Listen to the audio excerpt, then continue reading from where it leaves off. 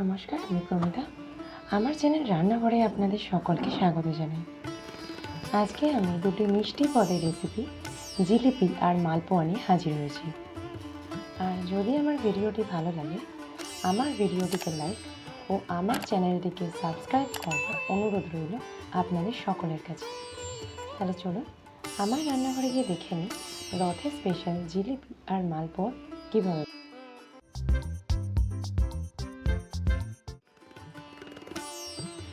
জিলিপি বানানোর জন্য নিয়ে নিচ্ছি 2 বাটি ময়দা। ময়দার ব্যাটার তৈরি করে 24 ঘন্টা রেখে দিলে খুব ভালো হয়।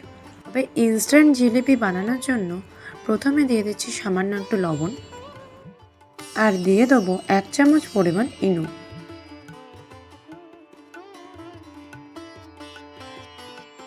একটি হ্যান্ড হুইস্কার দ্বারা শুকনো উপকরণগুলি ভালোভাবে মিশিয়ে নেব। এখন ময়দার ব্যাটার বানানোর জন্য একটু একটু করে জল দিতে থাকবো আর হুইস্কার দ্বারা মিক্স করতে থাকবো। একসাথে অনেকটা জল ঢেলে দিলে ময়দার ব্যাটার কিন্তু পাতলা হয়ে যেতে পারে, তাই জন্য একটু একটু করে জলের ব্যবহার করব। ময়দার ব্যাটার রেডি হয়ে গেছে। এর ঘনত্বটা কতকটা এরকম রাখলে জিলিপিটা ভালো তৈরি হবে। এই রকম বোতল আমরা অনেক সময় রেস্টুরেন্টে ব্যবহার করতে দেখে থাকি সসের বোতল হিসাবে। এগুলি আশেপাশের মার্কেটে খুব কম দামেই পাওয়া যায়। আমিও এই রকমই একটা বোতল নিয়ে নিয়েছি জিলিপি বানানোর জন্য। এখন বোতলের মধ্যে পুরো ময়দার ব্যাটারটি ভরে নেব। ময়দার ব্যাটার পুরোটা ভরা হয়ে গেলে 20 মিনিট থেকে আধ ঘন্টার মতো রেখে দেব।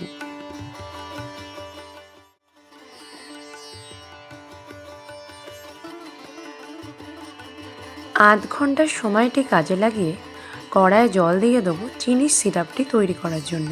2 বাটি পরিমাণ জল কড়ায় দিয়ে দিচ্ছি, আর চিনিও কিন্তু 2 বাটি দিতে হবে।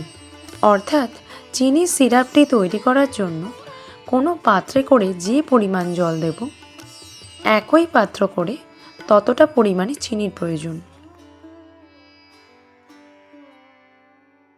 জল ফুটে গেলে সামান্য একটু সুগন্ধের জন্য দিয়ে দেবো 3-4টি এলাচ। জল ফুটে গেলে সামান্য একটু সুগন্ধ হলে দিয়ে দেবো 2-3 ফোঁটা ফুড কালার। আমি এখানে রঙের জন্য ইয়েলো ফুড কালার ব্যবহার করেছি। আপনারা চাইলে সামান্য একটু কেশরও ব্যবহার করতে পারেন, না থাকলে রং ছাড়াও বানাতে পারেন। জিলিপির জন্য চিনির সিরাপ খুব বেশি গাঢ় করবার প্রয়োজন নেই। এটিকে 5 থেকে 7 মিনিট ফুটিয়ে নিলেই হবে। দেখুন কথায় কথায় চিনির সিরাপটি রেডিও হয়ে গেছে। এখন জিলিপি ভাজার পর্ব। আর জিলিপি ভাজার জন্য আমি নিয়ে নিয়েছি একটি ফ্রাইং প্যান। এখন ফ্রাইং প্যানে সাদা তেল দিয়ে দেবো। যেহেতু কড়াইয়ের টেপটা একটু বেশি হয়, তাই জিলিপি ভাজার জন্য আমি ফ্রাইং প্যানটাই বেছে নিলাম। জিলিপিগুলো একে একে তেলে বানাতে থাকবো, কারণ তেল অনেক আগেই গরম হয়ে গেছে। একটা দিক ভাজা হয়ে গেলে উল্টে নিয়ে আরেকটা দিকও ভেজে নেব। জিলিপি ভাজবার সময় ফ্লেম কিন্তু মিডিয়াম থেকে লোতে রাখতে হবে, কারণ ফ্লেম যদি বেশি হয়ে যায় জিলিপিটা পুড়ে যাওয়ার ভয় থাকে বেশি। প্রত্যেকবারই জিলিপিগুলি ভাজা হয়ে গেলে ভালোভাবে তেল ঝরিয়ে তুলে নিয়ে চিনির সিরাপে দিয়ে দিতে হবে। এক্ষেত্রে নজর রাখতে হবে চিনির সিরাপটা যেন একেবারে ঠান্ডা না হয়ে যায়। যদি ঠান্ডা হয়ে যায় তাহলে একটু গরম করে নিতে হবে। এখানে দেখুন জিলিপি ভাজবার সময় জিলিপিগুলি ভালোভাবে ফুলে উঠেছে। তবে কোনো কারণে যদি জিলিপি না ফোলে, সেক্ষেত্রে আপনারা ব্যাটারের সাথে সামান্য একটু বেকিং সোডা ব্যবহার করতে পারেন। আমার তৈরি করা চিনির সিরাপটি এখনও গরম আছে, তাই জন্য একে নতুন করে গরম করবার প্রয়োজন নেই। ওই পদ্ধতিতে সমস্ত জিলিপিগুলিকে ভেজে নিতে থাকবো। অধিকাংশ সময় আমরা বিভিন্ন দোকান থেকেই জিলিপি কিনে খেয়ে থাকি, কিন্তু একটু সময় বার করতে পারলেই বাড়িতেই খুব সহজেই জিলিপিগুলি বানানো যায়। দেখুন কথায় কথায় আমার সমস্ত জিলিপিগুলি প্রায় ভাজা হয়ে গেছে। আর এগুলি শুধু দেখতে নয়, অনেকটা খেতেও ঠিক দোকানের মতনই হয়েছে। এবার একটু মালপোয়ার দিকে দেখা যাক। মালপোয়া বানানোর জন্য আমি এখানে নিয়ে নিয়েছি 1 বাটি ময়দা, আর যে বাটিতে ময়দা দিচ্ছি ওই একই রকম বাটিতে 1 বাটি সুজি দিচ্ছি। একটু মৌরি আর এলাচ আমি আগে থেকে হালকা গরম করে গুঁড়িয়ে রেখেছিলাম, সেটি 1/2 চামচ পরিমাণ এর মধ্যে দিয়ে দেব। এতে দিয়ে দিচ্ছি সামান্য পরিমাণ লবণ, 2 থেকে 3 চামচ চিনির পাউডার আমি এখানে ব্যবহার করছি। আপনারা চাইলে না গুঁড়িও ব্যবহার করতে পারেন। প্রথমে সমস্ত শুকনো উপকরণগুলি হ্যান্ড হুইস্কার দ্বারা ভালোভাবে মিক্স করে নেব। মিক্স করা হয়ে গেলে একই রকম বাটিতে 2 থেকে আড়াই বাটি দুধ একটু একটু করে দিয়ে এর ব্যাটারটি বানাতে থাকবো। খেয়াল রাখতে হবে দুধ যেন গরম অবস্থায় না থাকে। ফোটাবার পর অবশ্যই এটিকে ঠান্ডা করে নিতে হবে। ব্যাটারটি তৈরি হয়ে গেলে এটিকে অবশ্যই আধ ঘন্টার জন্য ঢেকে রেখে দিতে হবে। কথায় কথায় আমার ব্যাটারটি রেডি হয়ে গেছে। আধ ঘন্টা পরে চলে আসছি কড়াইয়ের কাছে। মালপোয়া ভাজার জন্য কড়াইতে পরিমাণ মতো রিফাইন অয়েল দিয়ে দেব আর তেল গরম হওয়া পর্যন্ত একটু অপেক্ষা করব। সামান্য একটু ব্যাটার তেলে ছেড়ে দেখে নিচ্ছি তেলটা গরম হলো কিনা। ব্যাটারের ড্রপটি তেলে ভেসে উঠেছে মানে মালপোয়া ভাজার জন্য তেল একদম রেডি হয়ে গেছে। এখন একটি হাতায় করে ব্যাটার নিয়ে ঠিক এইভাবেই মালপোয়া ভাজার জন্য দিতে থাকব। একদিক ভাজা হয়ে গেলে দুটো দিকই সমানভাবে ভেজে নিতে হবে। ভাজতে ভাজতে একটু লাল হয়ে গেলে তারপর এটিকে তুলে চিনির সিরাপের মধ্যে দিয়ে দেব।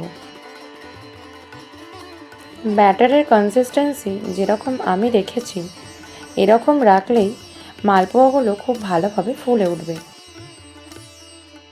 একই পদ্ধতিতে সমস্ত মালপোয়াগুলোকে খুব ভালোভাবে ভেজে নেব।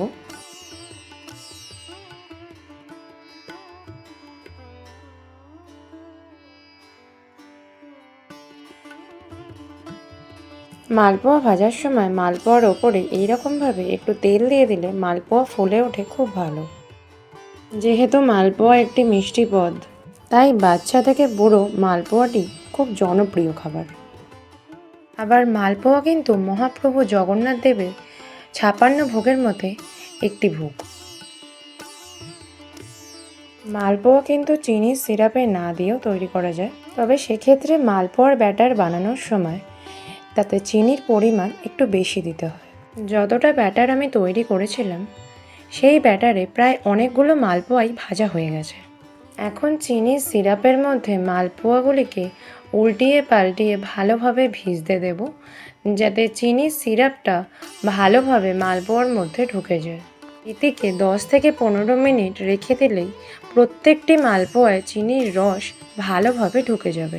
এখন 10 থেকে 15 মিনিট পর মালপোয়াগুলি সম্পূর্ণভাবে খাবার জন্য প্রস্তুত হয়ে গেছে। আপনারা বাড়িতে অবশ্যই একবার ট্রাই করে দেখবেন। আশা করছি বাড়ির সকল সদস্যেরই এই পদটা খুব ভালো লাগবে। যদি আমার ভিডিওটি ভালো লাগে তাহলে আমার ভিডিওটিকে লাইক আর আমার চ্যানেলটিকে সাবস্ক্রাইব করবার অনুরোধ রইল আপনাদের সকলের কাছে। পরের সপ্তাহে ফিরে আসবো আবার একটি নতুন ভিডিও নিয়ে। আপনারা সকলে ভালো থাকুন, সুস্থ থাকুন। ধন্যবাদ।